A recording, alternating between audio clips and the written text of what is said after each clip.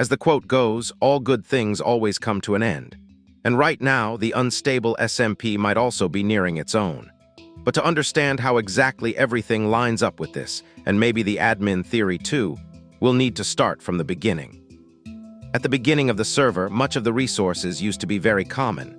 Players would be wearing full netherite armor, have food, be able to get items through mobs, etc. There wasn't a shortage of anything. In the Mafia arc, we saw how Ashsweg made all his soldiers gather resources and gear in large quantities. The Mafia members would wear full netherite armor, own elytras, and have now rare weapons like the mace. Not just that, we literally see the Mafia's tomb in Parrot's video containing chests upon chests of items that used to be common back in the start, and would be enough to provide for a large portion of the server's current population.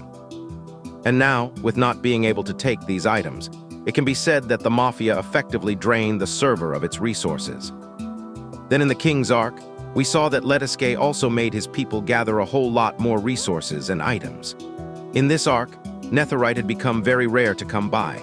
Only a handful of players owned elytras, and a majority of players didn't even have enough food items to not starve to death. And with what Parrot has done to save Spawn, ensuring that 10,000% of the people that were able to survive Spawn back in Lettuce's rule are able to live now, the situation will only get worse. The huge shortage of even basic necessities, that was already a serious issue before, will only become much more grave due to Parrot thinking of himself as no less than a genius, unknowingly adding fuel to the fire of an overgrowing population. It can be said that the server is really big and players can still travel out and get resources, but let's face it, none of it is unlimited, and soon the server will become unplayable. This is not just about the unstable SMP.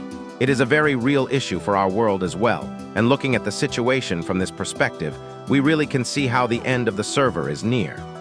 It can be said that some resources, such as food, are renewable, but when has unstable really functioned as a stable server? But this is where the good-for-nothing so far admins come in. They'll intervene in the situation and provide resources to players, trying to bring balance to the server.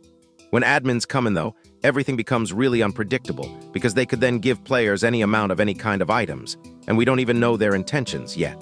For all we know, they might just end the server seeing how hopeless the whole situation is and how incompetent. Sorry, how little helpful they can be in it.